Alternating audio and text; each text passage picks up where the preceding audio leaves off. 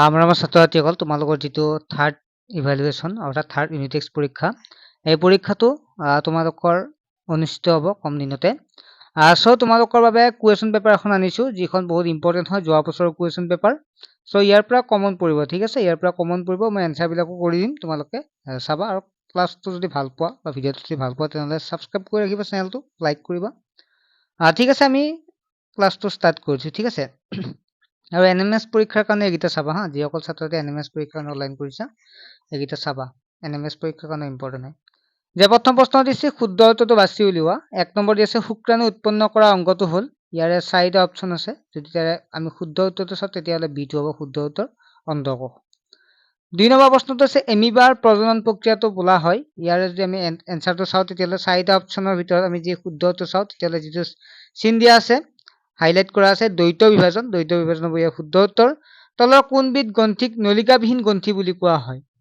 এইটো তোমালোকৰ বাবে ৰাখিছো জাষ্ট তোমালোকে কমেন্ট কৰিবা আৰু মই কমেন্ট সেকশনত মই পিন কৰি থৈ দিম পিছত ঠিক আছে আজি জাষ্ট তোমালোকে কমেন্ট কৰিবা কোনটো হ'ব ইয়াৰ এনসাৰ অস্পৰ্শ বলৰ এটা উদাহৰণ হ'ল ইয়াৰে এনসাৰটো হৈছে স্থিতি বৈদ্যুতিক বল ইয়াৰে এটো হ'ব শুদ্ধ উত্তৰ ক্ষেত্ৰফল বেছি হলে চাপৰ পৰিমাণ কি হ'ব কমিব ঠিক আছে ক্ষেত্ৰফল যদি বেছি হয় চাপটো কি হৈ কমি যাব বলৰ মান আৰু দিশ দুইটা আছে হয় নহয় বল এটা আমি কোনফালে যাব কোনফালে প্ৰয়োগ কৰিম সেইটো দিশ আছে যেটা আৰু মান এটাও আছে গতিকে সিটো হ'ব শুদ্ধ উত্তৰ নেক্সট আমি যে চাওঁ 7 নম্বৰটো ঘূৰ্ণি স্থিতি আৰু পিছল ঘৰ্ষণৰ মান অৰ্ধক্ৰমত খজালে আমি ইয়াৰ চাৰিটা অপচনৰ ভিতৰত বিটো হ'ব শুদ্ধ উত্তৰ বিটো পাম ঠিক আছে বি যিটো হাইলাইট কৰা আছে সেইটোহে শুদ্ধ হ'ব নেক্সট হৈছে 8 নম্বৰ প্ৰশ্নটো পুৰুষৰ স্বৰতন্ত্ৰীৰ দৈৰ্ঘ্য 20 মিলিমিটাৰ মানৱ দেহৰ প্ৰতিটো কোষৰ কোষ কেন্দ্ৰত ক্ৰমজম নাথাকে কোষ কেন্দ্ৰত ক্ৰমজম থাকে চোৱা মানৱ দেহৰ প্ৰতিটো কোষৰ কোষ কেন্দ্ৰত ক্ৰমজম থাকে 23 জোৰ থাকে ঠিক আছে 23 জোৰ থাকে গল ৰোগ হয় ইয়াৰে আমি চাৰিটা অপচনৰ এড্ৰিনেলৰ অভাৱত কি হয় গল ৰোগ হয় ঠিক আছে নেক্সট হৈছে আমাৰ কি হৈছে তলৰ প্ৰশ্নসমূহ উত্তৰ দিয়া অযৌন প্ৰজনন কাক বোলে প্ৰাণীৰ অযৌন প্ৰজনন দুটা পদ্ধতিৰ নাম লিখা ঠিক আছে অযৌন প্ৰজনন কাক বোলে আমি যদি চাওঁ এনসাৰটো মই দি দিছো তোমালোকে চাবা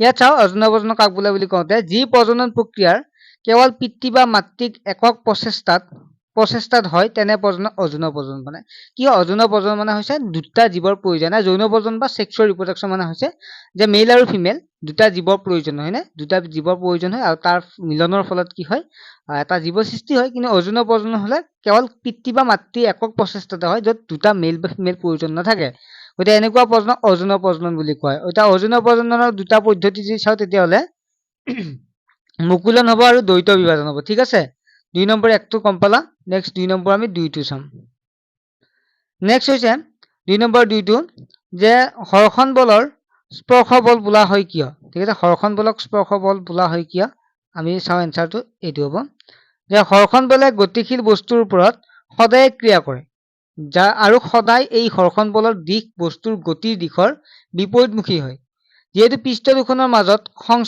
সংস্পৰ্শ হোৱাৰ বাবে হৰখন বলৰ সৃষ্টি হয় সেয়ে হৰখন বলক স্পৰ্শ বল বুলি কোৱা হয় ঠিক আছে হৰখন বলক স্পৰ্শ বলৰ কাৰণটো এইটোৱে নেক্সট প্ৰশ্নটো আছে প্ৰশ্নটো চোৱা তোমালোকে যে কি দিছে চুম্বকৰ দুটা ধৰ্ম উল্লেখ কৰা ঠিক আছে চুম্বকৰ দুটা ধৰ্ম উল্লেখ কৰা যে চুম্বকৰ দুটা ধৰ্ম যদি চাওঁ তেতিয়াহ'লে যে এক নম্বৰ হৈছে দুই একে মেৰুৰ মাজত বিকৰ্ষণ কৰে যে দুটা একে মেৰুৰ মাজত ধৰ নৰ্থ আছে নৰ্থ যদি একেলগ কৰা তেতিয়াহ'লে বিকৰ্ষণ কৰে মানে তাৰ পৰা দূৰ হৈ যায় আৰু নেক্সট হ'ল চুম্বকে লো আকৰ্ষণ কৰে এইটো তোমালোকে জানে চুম্বক যদি আমি লোৰ ওচৰলৈকে আনো কি কৰে আকৰ্ষণ কৰে হয়নে নেক্সট প্ৰশ্নটো চোৱা নেক্সট প্ৰশ্নটো কৰিছিল এইটো এডিনেল কি ইয়াৰ কাম কি 4 নম্বৰ 2 নম্বৰ 4টো যদি আমি এনসাৰটো চাওঁ তেতিয়াহ'লে কি হ'ব 2 নম্বৰ 4টো এডিনেল হ'ল এডিনেল গ্ৰন্থিয়ে নিঃসৰণ কৰা হৰমন ঠিক আছে এডিনেল কি বুলি কৈছে এডিনেল হৈছে এডিনেল গ্ৰন্থিয়ে নিঃসৰণ কৰা হৰমন ঠিক আছে নেক্সট প্ৰশ্নটোকে আহিছো নেক্সট ৰূপান্তৰ কি ৰূপান্তৰ হতা দুবিধ প্ৰাণীৰ নাম লিখা ঠিক আছে ৰূপান্তৰ হতা দুবিধ প্ৰাণীৰ নাম লিখা ইয়াৰ যে এনসাৰটো চাওঁ তেতিয়াহ'লে কি হ'ব যে পলু বা লালুকি অৱস্থাৰ পৰা যে পলু এটা বা লালুকি অৱস্থাৰ পৰা বহুতো পৰিৱৰ্তন মাজেৰে প্ৰাপ্তবয়স্কলৈ সলনি হোৱাকে ৰূপান্তৰ বোলে মানে কি হয় এটা পলু বা লালুকি এটা ভেকুলী এটা কি হয় প্ৰথমতে লালুকি হয় হয়নে লালুকি হোৱাৰ পাছত সি মানে ডাঙৰ হৈ কি হয় একেবাৰে প্ৰাপ্তবয়স্ক হয়, এটা পূৰ্ণ ভেকুলী হয়। এই ভেকুলীটোক কি বুলি কোৱা হয়? এই পলুৰ পৰা বা লালুকিৰ পৰা যি পূৰ্ণ অৱস্থা পালে এই অৱস্থাটোক কি বুলি কোৱা হয়? ৰূপান্তৰ বুলি কোৱা হয়। হয় নহয়? আমি এটা ভেকুলীক প্ৰথমতে কি পাওঁ? লালুকি পাওঁ।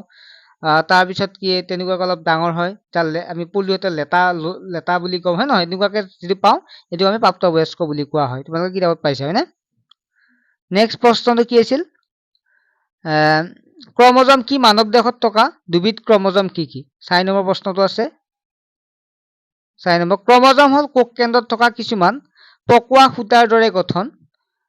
ঠিক আছে, এই কোষ কেন্দ্ৰত থাকে। কোষটো গম পাইছে না? কোষ কেন্দ্ৰৰ ভিতৰত কোষৰ ভিতৰত কোষ কেন্দ্ৰ থাকে আৰু কোষ কেন্দ্ৰৰ ভিতৰত কিছু সূতাৰ দৰে পকোৱা গঠন থাকে আৰু ইয়াক ক্ৰমজম বুলি কোৱা হয়। মানৱ দেহত থকা দুবিধ ক্ৰমজম হল এক্স আৰু ৱাই। ঠিক আছে, মানৱ দেহত থকা দুবিধ ক্ৰমজম কি হৈছে? এক্স আৰু ৱাই। নেক্সট প্ৰশ্নটো আছিল, নেক্সট প্ৰশ্নটো আমি চাই লওঁ। নেক্সট প্ৰশ্নটো হৈছে বল কি বস্তুৰ ওপৰত বল প্ৰয়োগ কৰিলে কি ঘটে? ঠিক আছে, বল কি সুধিছে? বস্তুৰ ওপৰত বল প্ৰয়োগ কৰিলে কি হয়? কৰিম যে কোনো বস্তুক ঠেলা বা টনা কাৰ্যকে বিজ্ঞান ভাষাত বল বোলা হয়। বস্তুৰ ওপৰত বল প্ৰয়োগ কৰিলে অৱস্থাৰ সলনি কৰিব পাৰি। যে বস্তুৰ ওপৰত যদি বল প্ৰয়োগ কৰোঁ তেতিয়াহ'লে অৱস্থাৰ সলনি কৰিব পাৰি। গম পালা? নেক্সট প্ৰশ্নটো হৈছে যৌন আৰু অযৌন প্ৰজনন দুটাকৈ পাৰ্থক্য লিখা। 7 নম্বৰ প্ৰশ্নটো আমি যৌন আৰু অযৌন প্ৰজনন দুটা পাৰ্থক্য লিখিম। কম যে যৌন প্ৰজনন দুটা পৃথক জীৱৰ মিলন আৰু অযৌন প্ৰজনন হল এটা মাত্ৰ জীৱৰ দ্বাৰা হোৱা প্ৰজনন। যৌন প্ৰজনন মানে য'ত মেল আৰু ফিমেল পুৰুষ আৰু মহিলাৰ যিটো প্ৰজনন হয় তাৰ ফলত এটা আমি সন্তান জন্ম হয়। গতিকে কথা ক'বলৈ গ'লে এইটো যে মেল আৰু ফিমেল, যে সকলো জীৱৰ ক্ষেত্ৰতে আমি গৰু এটা পোৱালি জন্ম পাবৰ কাৰণে কি লাগিব? যে এটা বলদ গৰু লাগিব, এটা গাই গৰু লাগিব। দুটাৰ ফলত মিলনৰ ফলত এটা আমি কি পাওঁ? পোৱালি পাওঁ। গতিকে যৌন প্ৰজনন হৈছে দুটা পৃথক জীৱৰ মিলন আৰু অযৌন প্ৰজনন হলে এটা মাত্ৰ জীৱৰ দ্বাৰা হোৱা প্ৰজনন, য'ত কোনো মেল আৰু ফিমেল নাই। যেনেকুৱা গোলাপ ফুলডাল কি হয়? জাষ্ট আমি এটা ঠানিৰ পৰা হৈ যায়, হয় নহয়? এইবিলাক আমি অযৌন প্ৰজনন বুলি কোৱা হয়। এতিয়া যৌন প্ৰজনৰ উদাহৰণ যদি চাওঁ মানুহ, জীৱ জন্তু এইবিলাক হয়। আন এটা অযৌন প্ৰজনন হ'ল গোলাপ ফুল ইত্যাদি। ঠিক আছে, বুজি পালা? তাৰপিছত নেক্সট প্ৰশ্নটো কি আছে আমি চাম। নেক্সট প্ৰশ্নটো হৈছে কাৰণ দৰ্শোৱা গধুৰ বস্তু কঢ়িয়াই মজদুৰে মূৰত কাপোৰ নোৰা মেৰিয়াই লয় কিয়? এইখিনি তোমালোকে চেষ্টা কৰিবা, মই নেক্সট ক্লাছত দি দিম, লিখা সময় নহ'ল বাবে। খেলুৱৈসকলে গজাল থকা জোতা ব্যৱহাৰ কৰাৰ কাৰণ কি? যে আমি বুট জোতাবিলাকত যি থাকে, হয় নহয়? 15 বৰ্গ চেণ্টিমিটাৰ জোখৰ ক্ষেত্ৰফল এটাৰ ওপৰত বায়ুমণ্ডলীয় চাপে ক্ৰিয়া কৰা বায়ুস্তম্ভৰ এটাৰ ওজন কিমান হ'ব? চাপ কি আৰু এছাই একক কি? ঠিক আছে, এইকেইটা তোমালোকে নিজে চাবা, নেক্সট শুদ্ধ অশুদ্ধ কেইটা কৰিম। ঠিক আছে, চকাই ঘৰ্ষণ কমায় আৰু সেইকেইটা মই কৰি দিম। তোমালোকে নাজানিলে মোক কৈ দিবা যে এইটো পাৰা নাই বুলি, এইকেইটা কৰি দিব বুলি কৈ দিম। ঠিক আছে, নোৱাৰিলে মোক কৰি দিম বাৰু, তোমালোকে জাষ্ট কমেণ্ট এটা কৰি দিবা। শুদ্ধ নে অশুদ্ধ লিখা। চকাই ঘৰ্ষণ কমায়, এইটো শুদ্ধ, কাৰণ চকাই ঘৰ্ষণ কি হয়? কমায়। নেক্সট হ'ল নিষেচনৰ পিছৰ পৰা এটা কণী একক কোষযুক্ত হয়, গতিকে কি হ'ব? এইটো শুদ্ধ হ'ব।